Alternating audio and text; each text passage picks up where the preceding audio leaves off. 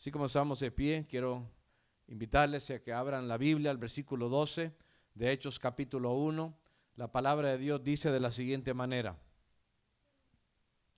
Entonces volvieron a Jerusalén desde el monte que se llama del Olivar, el cual está cerca de Jerusalén, camino de un día de reposo.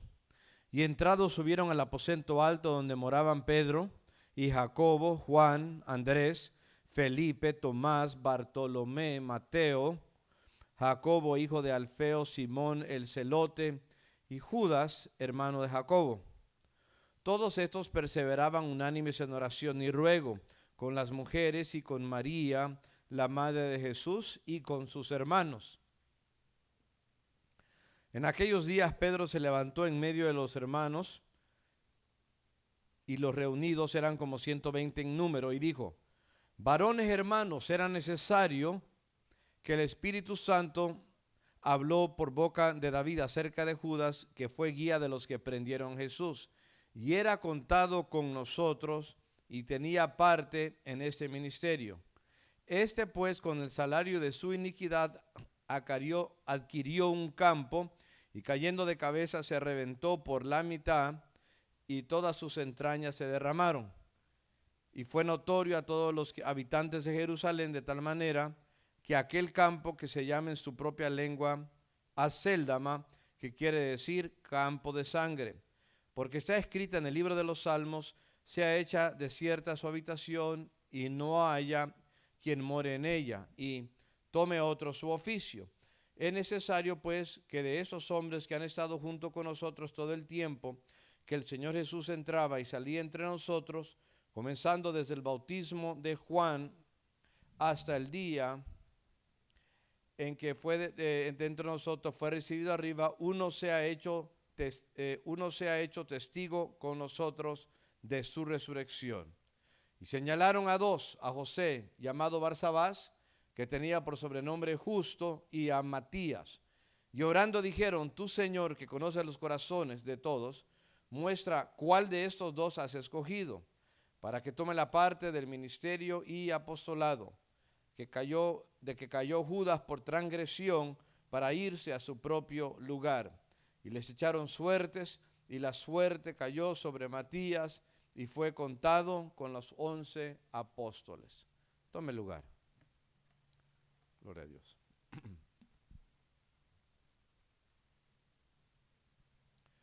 Hace 8 días yo les predicaba acerca de la obra de Cristo y cómo la obra de Cristo continuaba con un mensaje correcto, el mensaje del Evangelio.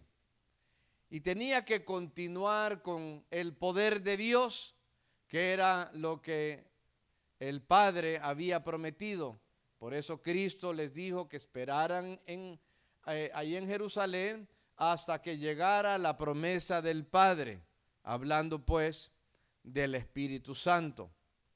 Ellos también tenían el misterio correcto. El misterio hablaba acerca de las promesas hechas a Israel, que en su debido momento Dios las habría de cumplir, y así pues habría salvación para el pueblo de Israel, que es el pueblo de Dios también. Pero ahora sucedía que uno de los 12 escogidos, el tesorero llamado Judas, después de haber traicionado al Señor, se había muerto. Y en esta predicación quiero tratar el tema de Judas, y por qué murió, y cómo fue que murió, y qué hizo la iglesia, y qué hicieron los apóstoles para que hubiera un sustituto.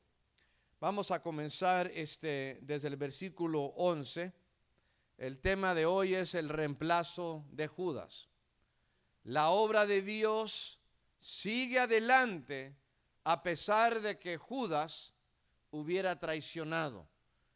Han llegado a la vida de la iglesia a lo largo de la historia momentos muy difíciles, momentos cuando la gente quizás pensó: se acabó la iglesia, se acabó la obra de Dios.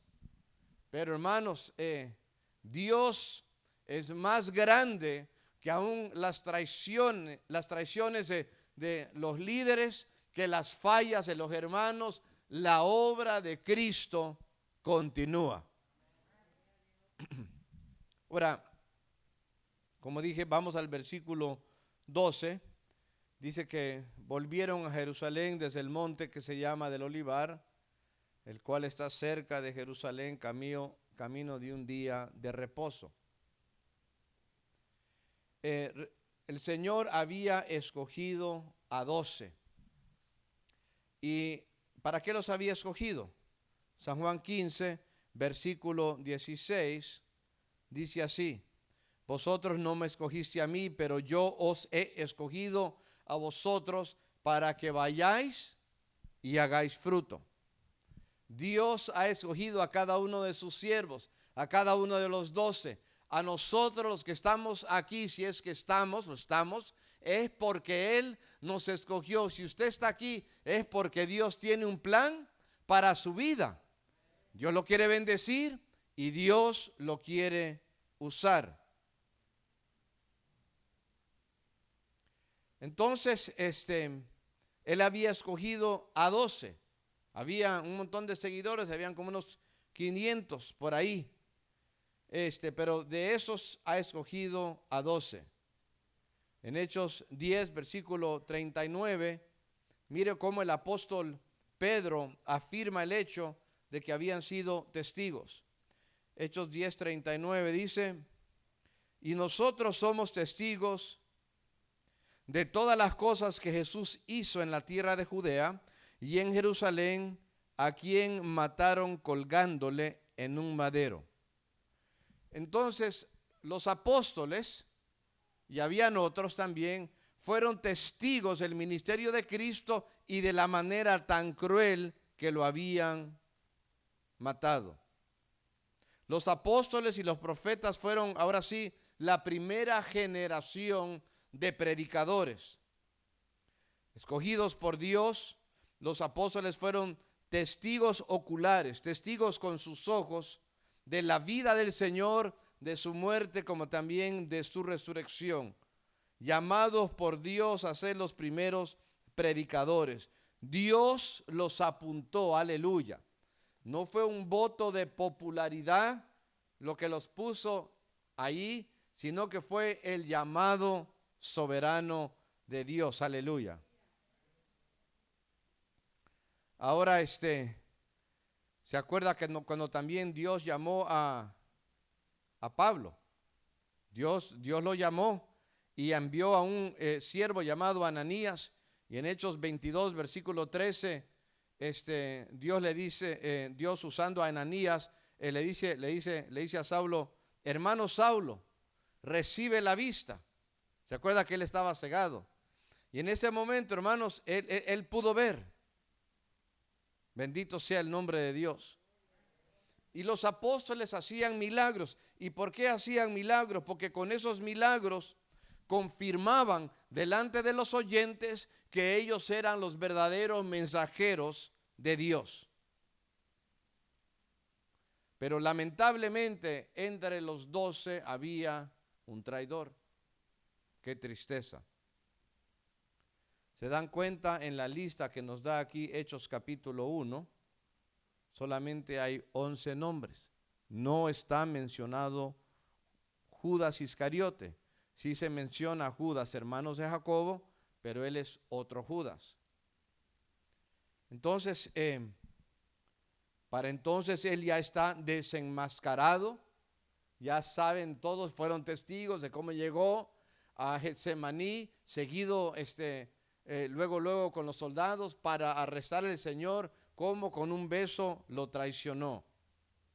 Entonces, hermanos, nos damos cuenta de que Dios escoge a los hombres, y aunque entre los 12 hay un traidor, pero la obra de Cristo no se puede detener, no se puede demorar, no se puede desviar, porque es la obra de Dios, no es la obra de hombres. Quiero entonces compartir con ustedes el primer punto de esta predicación. Y el primer punto es la sumisión de los discípulos. Sumisión con palabra S. Van a ser puras S para que se acuerde usted el tema. Aleluya. Ahora nos damos cuenta en Hechos capítulo 1, versículo 4, que Jesús les había mandado que no se fueran de Jerusalén, que esperasen la promesa del Padre, la cual oísteis de mí. Ellos habrían de ser testigos. Habían sido testigos y ahora habrían de testificar de lo que habían visto. Hechos 1:8 dice que irían a Jerusalén, a toda Judea, a Samaria y hasta lo último de la tierra, pero todavía no. Tenían que hacer una cosa, tenían que esperar la promesa del Padre, la cual habían oído también por la boca de Jesucristo. A modo que el Padre lo dijo, ahora el Hijo se los ha repetido. ¿Qué es lo que el Padre había prometido? Hechos 1, versículo 5 dice: Juan ciertamente bautizó con agua, mas vosotros seréis bautizados con el Espíritu Santo. En unos poquitos días. Eso era la promesa del Padre. En Lucas 24, versículo 49, Jesús les había dicho similarmente: esperen en la ciudad de Jerusalén hasta que reciban poder de lo alto, hasta que fueran investidos con poder de lo alto. San Juan 16, versículo 7, dice el Señor: les digo la verdad, les conviene que yo me vaya, pues si no me voy, el Consolador o el Ayudador no vendrá a vosotros, pero si yo me voy, entonces yo lo enviaré, y cuando Él venga, Él convencerá al mundo del pecado, de la justicia y del juicio. El Espíritu Santo convencería al mundo a través de la predicación de los apóstoles. Pero estamos en Hechos 1 y estamos en el versículo 12, y ellos habían regresado a Jerusalén desde una montaña o un monte que se llama del Olivar. Estaba como a media milla. ¿Y por qué digo eso? Es más, bueno, la nueva versión dice a 1 kilómetro. La Reina Valera dice camino de un día de reposo. Porque los líderes religiosos, con el afán de que guardaran el día de sábado como reposo, habían puesto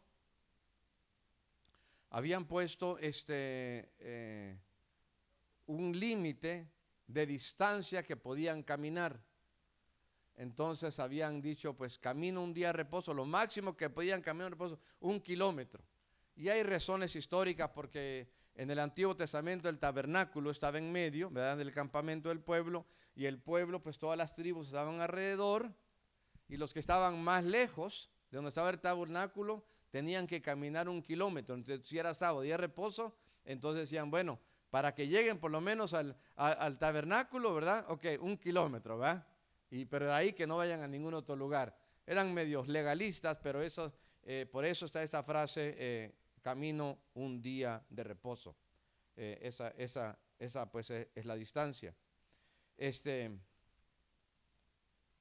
Total que no era una ley mosaica, y resulta que en el versículo 13 pues entran en la ciudad de Jerusalén y llegan a un lugar que es conocido como el aposento alto, y ahí moraban. Es decir, estaban rentando este aposento alto porque ellos, como muchos judíos, habían llegado a Jerusalén, israelitas también habían llegado a Jerusalén, porque se aproximaba lo que se llevaba a cabo en el Hechos capítulo 2, una fiesta religiosa de los israelitas llamada la fiesta del Pentecostés. Así como había la fiesta sin panes de levadura, diferentes, había fiesta de tabernáculos, etcétera. Entonces llegaban a Jerusalén, porque ahí estaba el templo, y empezaban a ver dónde podían rentar quizás alguna recámara, etcétera, y esa para ellos era el aposento alto. Ahí se encontraban. Y hermanos, ¿y qué estaban haciendo ahí? Pues estaban orando. Ahora nos dice la palabra de Dios que habían 11 de ellos. El versículo 13 no nos menciona que estaba Judas, pero lo importante, hermanos, es que están esperando. Y mientras esperan, hermanos, lo que estaban haciendo es que estaban orando a Dios. Bendito sea el nombre de Dios. Aleluya. A nadie le gusta esperar. Nadie le gusta estar esperando. Pero le digo una cosa, no se desespere. Si le toca esperar, póngase a orar. Aleluya, ¿verdad? Que Dios lo va a bendecir. Están orando. Están los discípulos. Dice ahí que también estaban, versículo 14, perseveraban unánimes en oración con las mujeres y con María, la madre de Jesús, y con sus hermanos. No nos menciona aquí el nombre de todas las mujeres, algunas, pero nosotros conocemos en la Biblia algunos que iban, que acompañaban el ministerio de Jesucristo y a los apóstoles, entre ellos María Magdalena. También había una María, la esposa de Cleofas. Estaba también Marta y María, las hermanas de Lázaro. Estaba Salomé. Hermanos, eran mujeres que eran fieles al ministerio del Señor, como también una llamada Susana. Y hermanos, estaban ahí cercas en el tiempo de la muerte del Señor. Eran seguidores espirituales, mujeres devotas, temerosas de Dios. Pero también, hermanos, se menciona que también estaba María, la madre de Jesús, y sus hermanos. Y por primera vez nos damos cuenta que sus hermanos, sus medios hermanos, hermanos en la carne, le empiezan a seguir. Porque en San Juan capítulo 7, ahí, hermanos, ellos no creían, sus hermanos no le creían. Usted lo puede creer, usted lo puede leer, perdón. Y en algún momento, hermano, sus hermanos le dicen al Señor Jesucristo, le dicen, mira, si tú pues dices que eres el Mesías, estoy parafraseando, dice, vete a la fiesta religiosa, allí en Jerusalén, y manifiéstate, date a conocer. Y luego dice el evangelista Juan, dice, pues porque ni aún sus hermanos creían en él. Pero ahora, hermanos, ¿dónde están sus hermanos? Están con su mamá María, y se ve que están con los apóstoles, ya son creyentes. Nosotros aprendemos por la Escritura que sus hermanos, uno de ellos se llamaba Jacobo, otro de ellos se llamaba Judas también. El Señor se había aparecido a Jacobo. Él no es el mismo Jacobo que era Pedro, Juan y Jacobo, uno de los tres apóstoles principales, no era uno de ellos, pero el Señor se le apareció a su hermano. Y hermanos, y en el tiempo de Dios, Jacobo llega a ser un gran líder en la iglesia primitiva.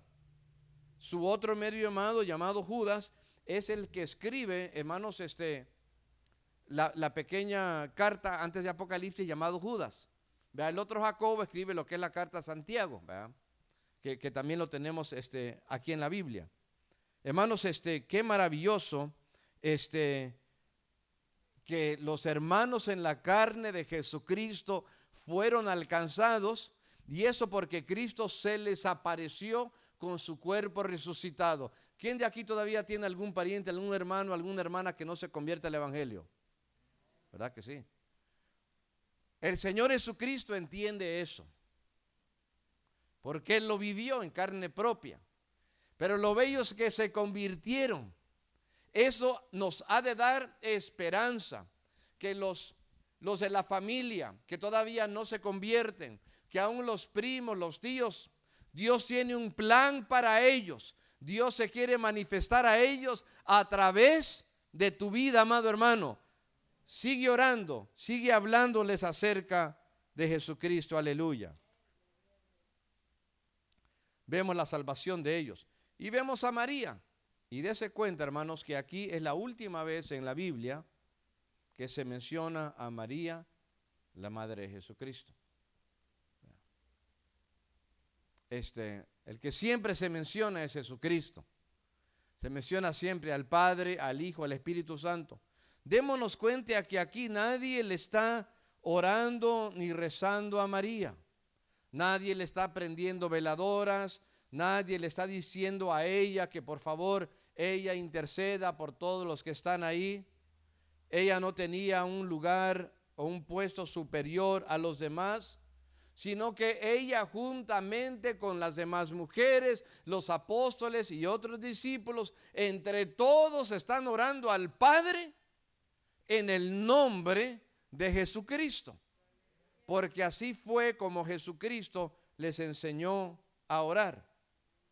Es más, en Lucas capítulo 1, versículo 46, María adoraba a Dios y le decía: Dios mi Salvador. Ella no era la salvadora, no era la mediadora, al contrario, ella, como todos los demás de nosotros y los demás apóstoles, ella era necesitada de un Salvador. Ella necesitaba salvación también. No estamos en contra de ella, estamos a favor de ella, pero no estamos de acuerdo de elevarla, ¿verdad? Como que fuera una reina del cielo, o decir que es la madre de nuestro país o de nuestra raza o de lo que sea, como algunos grupos lo hacen. ¿Sabe usted que en los países paganos habían religiones donde se adoraba a la mamá y al hijo? Esto era una costumbre de las naciones en aquel entonces. Hubo un personaje en la Biblia llamado Nimrod, fue un apóstata en el tiempo de los patriarcas, que persuadió a sus seguidores a construir una torre, la torre de Babel, ¿verdad? Nimrod fue el nieto de Cam. ¿Se acuerda que Noé tuvo 3 hijos, ¿verdad? Y Nimrod tuvo una esposa terrible llamada Semiramis, y ella fue una sacerdotisa de idolatría. Y de ahí, desde donde estaban construyendo la ciudad de Babel y la torre de Babel, ¿se acuerdan cuando Dios confundió los lenguajes? Entonces lo que vino pasando es que cuando se dispersaron, ya que no se podían entender, entonces llevaron su idolatría, hermanos, donde quiera que se iban, hermanos. A modo que, hermanos, se difundió todo tipo de idolatría. Hermanos, y así como Nimrod y su esposa sacerdotisa, habían también otros que en diferentes lugares donde también habían deidades de hombres y de mujeres, y tenían sus hijos. Entonces, escúcheme, por ejemplo, en Asiria, en aquel lugar llamado Nínive, el hijo de la pareja, por decirlo así, se llamaba Ishtar. En Fenicia le decían Acera. En Egipto, Isis. En Grecia, Afrodita. En Roma, Venus. Y la historia es igual en todos los lugares donde se practica la idolatría. Esta mujer, Semiramis, dio a luz a un hijo, y el nombre fue Tamuz.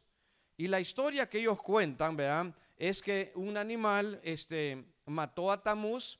Y entonces la mamá, Semiramis, estuvo ella en duelo por 40 días llorando porque su hijo pues lo habían matado por 40 días. Y según sus mentiras, ¿verdad?, su mala doctrina de ellos, a los 40 días se levantó de los muertos. Según, ¿verdad?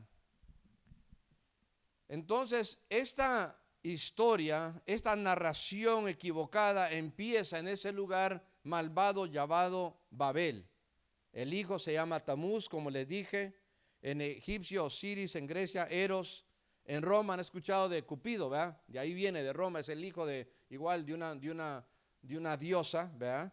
En lo que es la mitología de Roma. En Fenicia, Baal. Hermanos, y esos 40 días, hermanos, que practican, ¿verdad?, algunos cuando, ¿verdad?, se ponen que la ceniza y todo eso, que practican las 40 días, ¿eso de dónde viene, hermanos?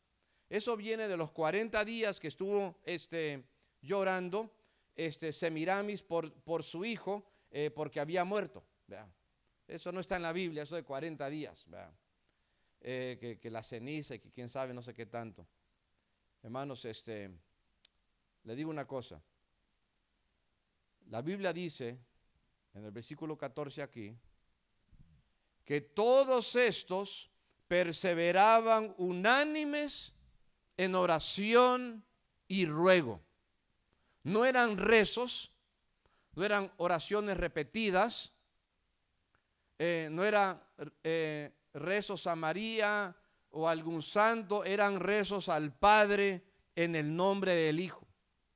Y fíjese que no dice que nada más oraban, si dice que, dice el versículo 14, que perseveraban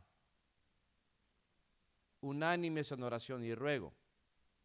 Vean, perseveraban. Vean. A lo mejor más que un hermano aquí, cuando le habló a su esposa y le pidió que se casara con usted, no creo que a la primera le dijeron que sí. ¿Verdad? Tuvo que estar perseverando, ¿sí o no? ¿Verdad? Les tuvo que estar ahí rogándole. Le bajó la luna y las estrellas, ¿verdad? Yo creo, ¿verdad? ¿Verdad? No sé si para casarse o para que cuando llegaran a ser novios. Y perseveró, ¿verdad? ¿Sabe por qué? Porque le importó. Porque ya la amaba. Porque la quería y decía, no puedo vivir con ella, ¿verdad? Sin ella, perdón, sin ella, ¿verdad? Ahora lo que dice, no puedo vivir con ella, ¿verdad? ¿Verdad que no? No puede vivir sin ella, ¿verdad? Cuando andan peleados no puedo vivir con ella, ¿verdad? Aleluya. Perseveró, le echó ganas. Y cuando queremos que Dios bendiga, tenemos que perseverar orando. No es nada más de una vez, es de seguirle, es de continuar, es de dedicarnos. Ahora, también quiero decir algo. El Padre ya había prometido al Espíritu Santo. Por mucho o poco que hubieran orado, el Espíritu Santo iba a venir. No es porque el Espíritu Santo llegó porque oraron. El Espíritu Santo iba a llegar porque el Padre lo prometió y ya. ¿Verdad? Gloria a Dios. Pero lo bonito que estaban orando, que se están preparando para la llegada del Espíritu Santo. Aleluya. ¿Verdad? Dios es grande. Bendito sea el nombre de Dios. Mire, es más, Hechos 2, versículo 1 dice, cuando llegó el día de Pentecostés, estaban todos unánimes juntos. Cristo ascendió al cielo después de 40 días que andaba resucitado. 10 días después, ya serían 50 días, sería cuando desciende el Espíritu Santo, el día de Pentecostés. 10 días orando, clamando a Dios, buscando a Dios de manera continua. Bendito sea el nombre de Dios. ¿Y qué sucede? Después de estar orando un buen rato, dice el versículo 15 que en aquellos días Pedro se levantó en medio de los hermanos y los reunidos eran, y aquí nos dice cuántos hubieron, 120. 120 y les habla y les dice algo bien importante. Ahora, solo eran 120. Y uno diría, ¿y qué vamos a hacer con 120? Digamos, para llevar el mensaje del Evangelio con 120, es decir, para poder alcanzar a todo Israel, toda Judea, Samaria, hasta el último de la tierra, y digamos, todavía hasta el último de la tierra, con 120, digamos, 120 está bonito para una reunión, veamos, pero 120, digamos, para alcanzar todo el mundo, realmente son pocos. Pero ¿sabe cuál era la clave? Estos 120 eran sumisos, eran obedientes. Pues dice la palabra sumisos. Estos 120 se sometían a Dios. Lo que Él les pedía, ellos hacían. Pero no siempre lo habían hecho. Él anteriormente les había dicho que fueran a Galilea, ¿verdad? Pero no lo hicieron. Se fueron de pesca. Se fueron de regresaron a sus oficios, a sus trabajos. Jesucristo los va a buscar a San Juan capítulo 21, donde estaban pescando, por ejemplo, los 7, incluyendo a Pedro. Pero aquí se están sometiendo, hermanos. Se están sometiendo a la voluntad de Dios. Se están sometiendo ahora a la predicación de Pedro, que ahorita la vamos a ver. se están sometiendo a la voluntad de Dios, de que ellos oren y que ellos esperen en Dios. Eran discípulos sumisos a Dios. ¿Cuántos sumisos hay aquí? Gloria a Dios, hay que someternos, aleluya, gloria a Dios. Todos nos tenemos que someter como quiera y debemos de someternos, ¿verdad? La Biblia nos enseña que es una bendición, ¿verdad?, someternos, sobre todo a Dios. Entonces la obra continúa adelante porque hay discípulos sumisos, sometidos a Dios. Lo que también quiero que veamos es el suicidio, más en detalle del discípulo llamado Judas. Es la segunda S. Sumisión y luego sumisión de los discípulos y el suicidio de un discípulo. Dice el apóstol Pedro en versículo 16. Varones hermanos, era necesario que se cumpliese la escritura en que el Espíritu Santo habló. Pedro nunca había hablado así. Él amaba al Señor, pero cuando el Señor le dijo que era necesario que él fuera tomado, que él muriera, que lo iban a crucificar, él todavía contradice al Señor. Y dice, no, de ninguna manera, ten compasión de ti. A modo que el Señor lo tiene que reprender y aún decirle, Satanás, quítate, ¿verdad? Quítate delante de mí. Pero ahora, hermanos, Pedro está entendiendo, está ahora sí agarrando la onda. Por primera vez vemos que Pedro y los discípulos empiezan a entender lo que ha acontecido, lo que ha acontecido en sus tiempos, partiendo de las promesas o de las profecías del Antiguo Testamento. ¿Y sabe por qué, hermanos? ¿Sabe por qué? Porque en esos 40 días el Señor los había preparado. Ahora entendían que todo lo que había sucedido era por cumplimiento de las profecías. Se estaban llevando a cabo. Aleluya.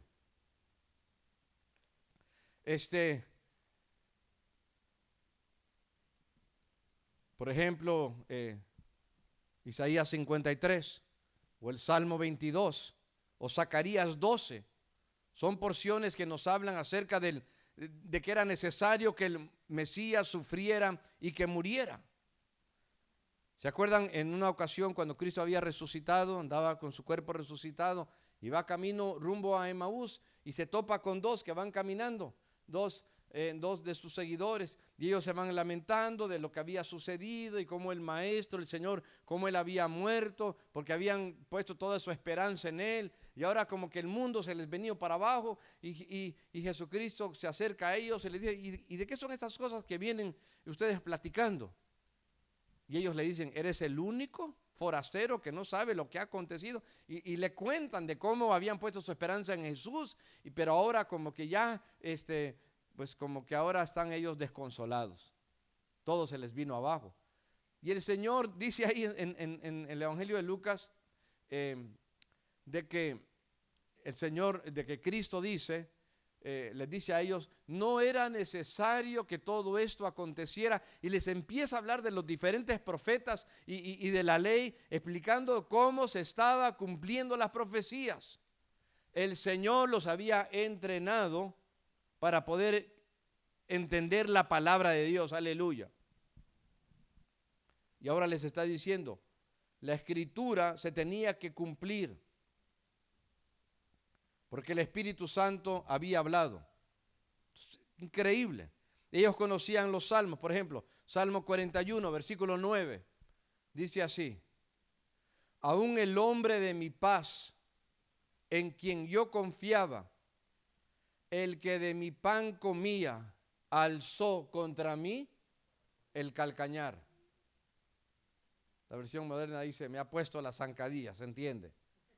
Salmo 55, versículo 12, dice, porque no me afrentó un enemigo, lo cual lo había soportado, ni se alzó contra mí el que me aborrecía, porque me hubiera ocultado de él, sino tú, hombre, al parecer íntimo mío, mi guía, mi familiar, que juntos comunicábamos dulcemente los secretos y andábamos en amistad en la casa de Dios. Son profecías en los libros de los Salmos que anuncian la traición de Judas. Y David pues había profetizado esto, ¿ves? David el salmista. Ahora, Dios no obligó que Judas llegara a ser el traidor. Eso fue decisión de Judas. Porque Judas, como cualquiera de nosotros, tenía libre albedrío. Pero Dios sabía lo que iba a hacer Judas. ¿Cómo Cristo trató de darle oportunidad a Judas? Todavía, hermanos, le dejó que él fuera el tesorero, el que cargara el dinero.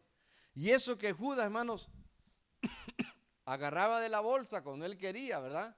Sustraía de ahí. Y todavía se enojó cuando una mujer agarró un perfume de nardo puro, muy costoso, y ungió a Jesucristo. Y todavía él dijo, oh, se hubiera vendido para que se le ayudara a los pobres. Estaba enojado porque él andaba robando la ofrenda.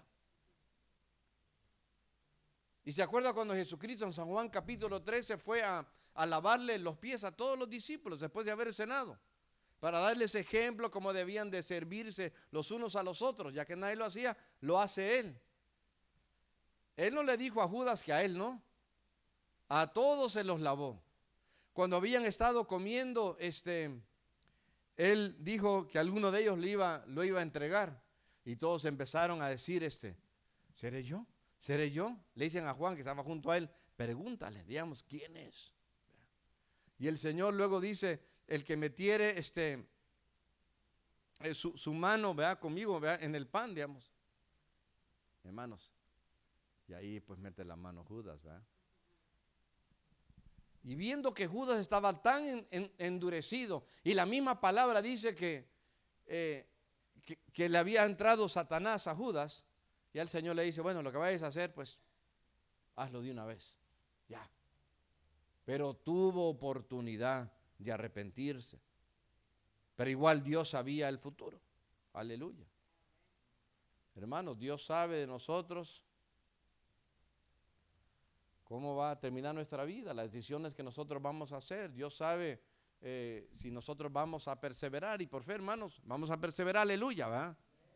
Pero si alguno se aparta, y ojalá que ninguno, nadie le puede echar la culpa a Dios.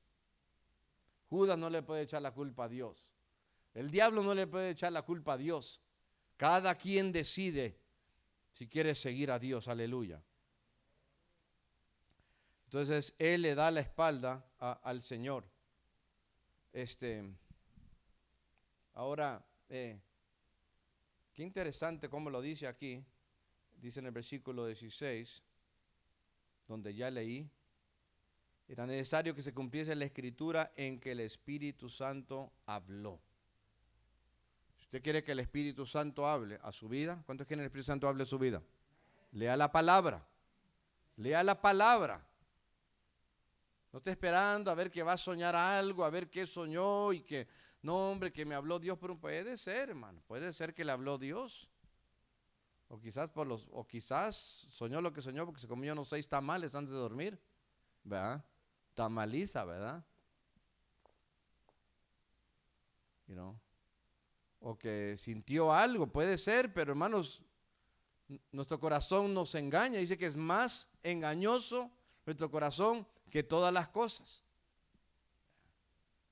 O que alguien venga y le diga, el Espíritu Santo me dice esto y aquello. Puede ser, ¿verdad? Yo escuchaba una vez de algún muchacho en otro lugar que le gustaba una muchacha y le decía que Dios le dijo que ella tenía que hacer eso. Así, con esa seguridad, imagínense nada más. Pura maña, pura emoción. Quiere que el Espíritu Santo le hable, lea la palabra. Uno solo quiere que le hable por sueño, perezoso, no quiere leer, nada más puro dormir, ¿verdad? ¿Y qué más se dice acerca de Judas? Dice que fue el guía de los que prendieron a Jesús, versículo 17, y dice que, y era contado con nosotros y tenía parte en este ministerio. Ahora, algunos quieren decir que Judas nunca conoció al Señor, o que nunca tuvo una relación con Dios. Claro que sí. Dice el versículo 17, dice ahí, fue contado con nosotros. Era uno de los nuestros.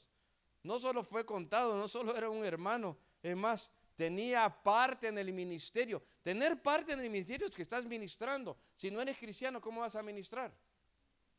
No estás haciendo nada. Está ministrando, tiene parte en el ministerio. Y se va al mundo.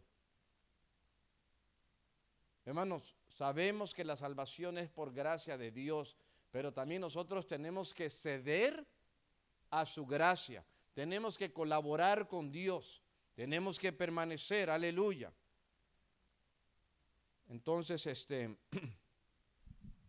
yo les animo, hermanos, a que todos seamos obedientes. Que nosotros confiemos en Dios. Ahora, ¿qué hizo Judas después de haber cometido tan terrible traición? Versículo 18 dice que pues con el salario de su iniquidad adquirió un campo y cayendo de cabeza se reventó por la mitad y todas sus entrañas se derramaron. ¿Sabe usted que hay gente que se dedica a leer la Biblia para discutir con los cristianos? O para decir que la Biblia tiene errores y cosas por eso. Nada más andan buscando, mire, se contradice.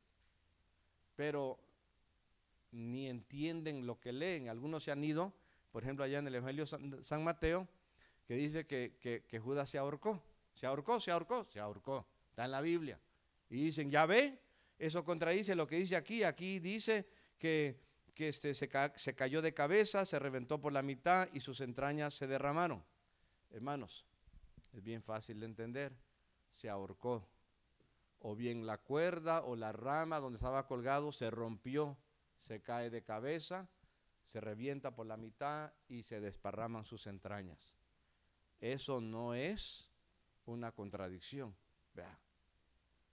Cada autor inspirado por Dios menciona, a veces no mencionan todo lo que acontece en una situación, mencionan quizás una parte nada más, pero se entiende, no hay ninguna contradicción.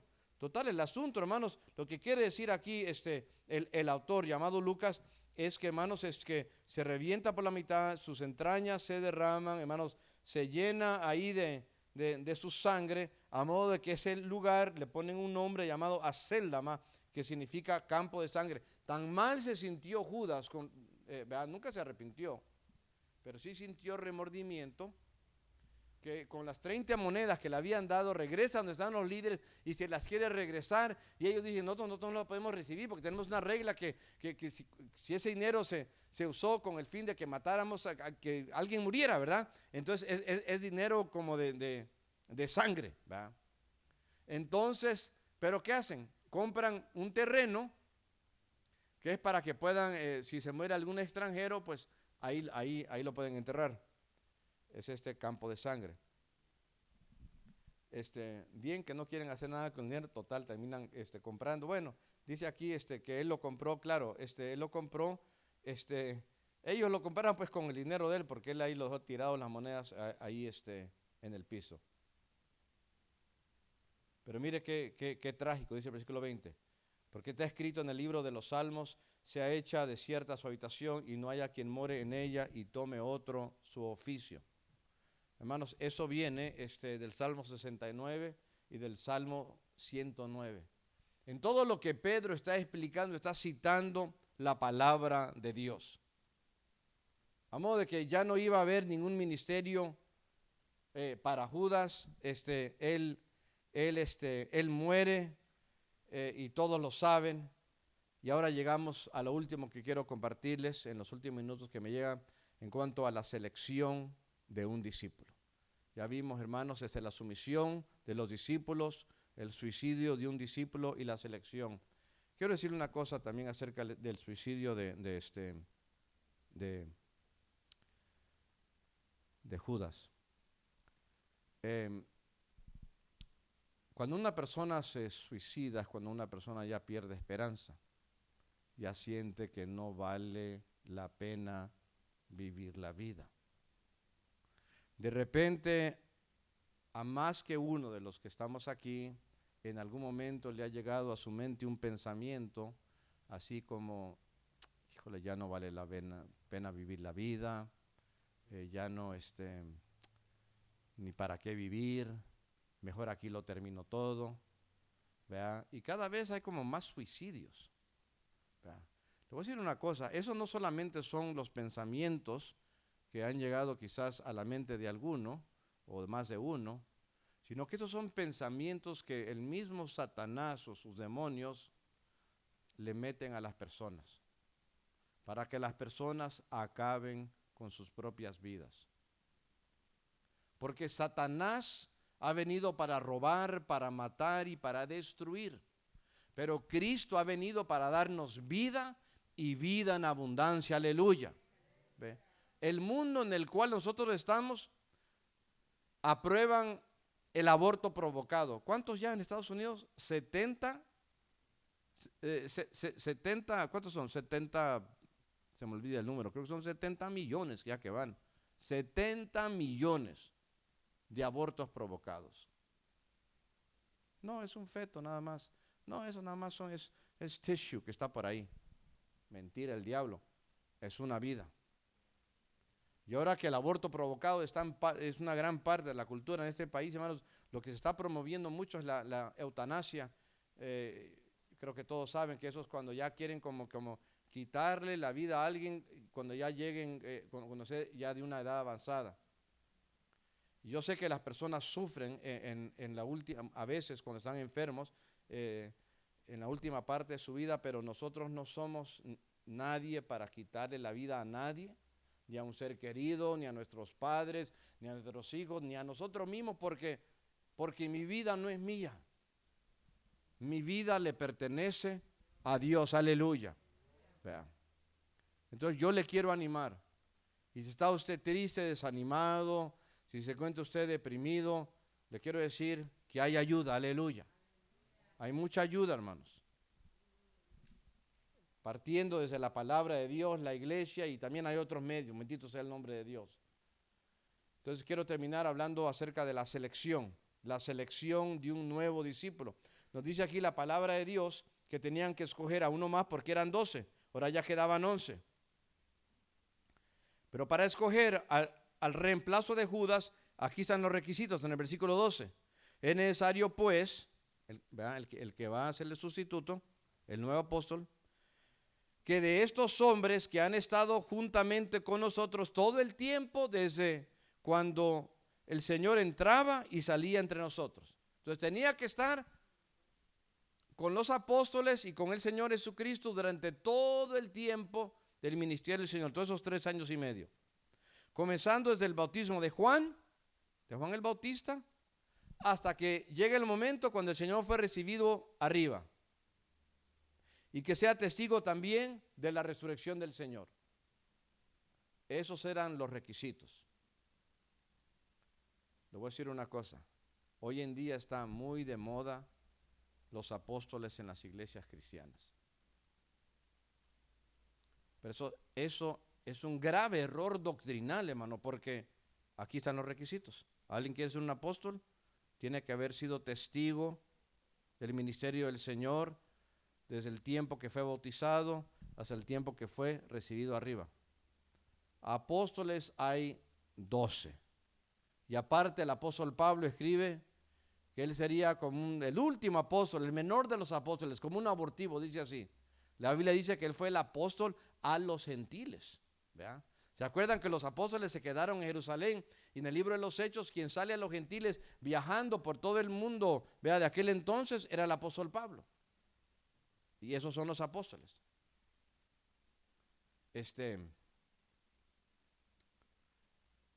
Yo creo que a veces hoy en día hay líderes que dicen, no, pues ser pastor ya es muy poco, y como quieren sentirse más importantes, ¿verdad? Quieren ser apóstoles, otros quieren ser apóstolas, ¿verdad? Digamos, es una enfermedad, se llama apostilitis, ¿verdad? Y nada más se andan declarando, ¿verdad? El uno al otro. Un hermano decía, ¿y cómo? ¿Y quién nos pone como apóstoles? No, pues total, mira, a este lo declaro que es profeta, ok, cuando yo te declaro profeta y después tú me vas a declarar a mí como apóstol. ¿Qué pasó, man? ¿Verdad? Nadie puede declarar a nadie, el único que declara es Dios, aleluya. ¿Verdad? Yo sé que muchos se van a Efesios 4, versículo 11, donde dice que Dios en la iglesia puso primeramente apóstoles, luego profetas, ¿verdad? Luego evangelistas, luego pastores y luego maestros. Son los 5 ministerios de la iglesia, ¿verdad? Pero está hablando de la iglesia local o de la iglesia universal. Está hablando de la iglesia universal, porque ahí mismo también dice que los apóstoles son, y con los profetas son el fundamento de la iglesia. El fundamento ya se puso, no se vuelve a poner. Usted edifica una casa, pone el fundamento, pone el cimiento, va edificando para arriba, pone las paredes, ¿verdad? Pone el techo, no vuelve a poner el cimiento, ya está puesto. Ellos son el fundamento. Bueno, aquí pues esos son los requisitos. Y habían 2 posibles candidatos, por así decirlo, ¿verdad? Señalaron a 2, a José llamado Barsabas, que tenía por sobrenombre Justo, es su apodo, y otro llamado Matías, que significa regalo de Dios. Pero fíjese, que no fue un voto popular, no fue como que, a ver, este es mi pariente, yo le voy, ¿verdad? Este es mi amigo, yo le voy. No, dice, y orando, dijeron, tú, Señor, que conoces, ¿qué cosa? Los corazones. Porque lo que Dios más le importa de nosotros es nuestro corazón, aleluya. Cuando iba a escoger un rey para reemplazar al rey Saúl, le dijo a Samuel, Samuel, tú te andas fijando nada más el exterior, pero Dios mira el corazón. Ninguno de estos era, ¿verdad?, lo que iba a ser el rey, sino que era David. Dios había visto su corazón. Entonces oraron y le pidieron, Señor, muéstranos a nosotros a quién has escogido. No lo escogieron los 11, ni nadie más, sino que fue Dios, nada más que era que Dios les abría los ojos. Hicieron algo, digamos, un poco raro, digamos, para nosotros. Este versículo 26, que echaron suertes, y la suerte cayó sobre Matías. Está raro eso, ¿verdad? Como que, ¿quién ora y de repente tira un dado a ver qué digamos? Está raro, ¿verdad? Pero le voy a decir una cosa. Bueno, Proverbios 16, 33 dice que se echa la suerte, pero que la decisión viene del Señor. Aquí todavía el Espíritu Santo no había descendido. Todavía estaban quizás acostumbrados a hacer eso. Pero desde Hechos 2 para adelante, para tomar cualquier decisión, jamás andan echando suerte ni nada por el estilo, sino que nada más se dejan guiar por la palabra de Dios, oran, el Espíritu Santo los guía. ¿Y qué sabemos acerca de Matías? No nos dice más la palabra de Dios acerca de él, pero en la historia hay récord que dice que él predicó en Judea y después fue a predicar en un área que está ahora de lo que antes era la Unión Soviética. Hay una república de Georgia que está cerca de un mar, el Mar Negro, y que, hermanos, fue un predicador tan efectivo. ¿Sabe lo que pasó? Lo apedrearon. Entonces alguien puede decir, no, pues, fíjese que cuando cayó la suerte sobre Matías, José no dijo, no, otra vez, es que esa suerte, eso ahí hubo tranza. No, lo aceptó como de parte de Dios. No, que no me quieren, no, yo me voy a otra iglesia mejor. No, ahí estuvo entre los cristianos, sirviendo, unidos, bendito sea el nombre de Dios. Y Matías no lo tomó como que, le gané, ¿verdad? ¿Verdad que no? Hermanos, los apóstoles de aquel entonces, muy diferente a estos supuestos apóstoles modernos. Los apóstoles modernos, no, hombre, nada más lo único parece que predican es la prosperidad material. Que Dios quiere que seas rico, que quién sabe qué tanto, y no hacen sus cultos y dicen, ok, pasen adelante los que van a ofrendar de a 1000. ¡Ah, qué bárbaros!, ¿verdad? Así hacen. Si usted alguna vez está en un lugar, están haciendo ahí, le voy a decir una cosa, sálgase de ahí, porque no están ni predicando la palabra de Dios. Una vez, hace años, fui a un concierto cristiano. Fui a un concierto, me invitaron, fui, ok. Y empiezan con todo esto, qué bárbaros. Como que fuera un negocio, man. Y para los modernos lo es. Hermanos, los apóstoles en la Biblia, hermanos, sufrieron por el evangelio. Todos murieron como mártires. Pedro, estaban por crucificarlo y él dijo, yo no soy digno de morir como murió mi maestro. Entonces, ¿qué le hicieron? Lo pusieron boca abajo y lo crucificaron boca abajo. Juan, hermanos, hasta anciano lo dejaron allá muriéndose en una isla. Claro que fue un privilegio para ellos ser apóstoles, ser siervos de Dios y ser tomados en cuenta, tener ahora sí reconocidos como dignos de poder morir por el Señor. Aleluya. Hermanos, la traición de Judas no detuvo la obra de Dios para nada. Usted lee Hechos capítulo 2, se convierte en 3,000. Lee Hechos capítulo 5, otros 2,000 se convierten. La obra no se detiene. Yo me asombro a veces en las iglesias cristianas, de repente alguien dice, no, pues yo ya dejé de ir a la iglesia porque, no, fulano es un hipócrita, el otro no me saluda, y el pastor esto, y el líder el otro, y quién sabe qué tanto, hermanos. ¿Qué pasa? Yo me imagino que en los días de Hechos capítulo 1, alguien se ha de ver desanimado por la acción de Judas, por haber traicionado al Señor. Pero la obra no paró, la obra continuó. Hermanos, si alguien lo desilusiona con su testimonio, si usted ve un hermano que aquí es muy cristiano, hermanos, y en su trabajo es muy demonio, ¿verdad? Vive de otra manera, usted no es para que usted se enfríe o ponga su mirada en él o en ella. Exhórtelo, hermano, que viva para Cristo, aleluya. Ayúdele y ore por él. Y pídale a Dios que tenga misericordia de su vida, para que usted no se aparte, al contrario, se meta más con Dios. La obra de Dios continúa, aleluya. Y nosotros somos parte de ella. ¿En qué quieres servir a Dios? ¿Qué quieres hacer para que la obra de Dios avance? Él está aquí. Tú tienes tu parte. Él te bendice a ti y Él te pide también obediencia. Aleluya. Él está aquí. Vamos a orar. Amado Padre, te damos gracias por tu palabra, por tu presencia. Te damos gracias por tus cuidados. Señor amado, te agradecemos porque es tu obra de principio a fin.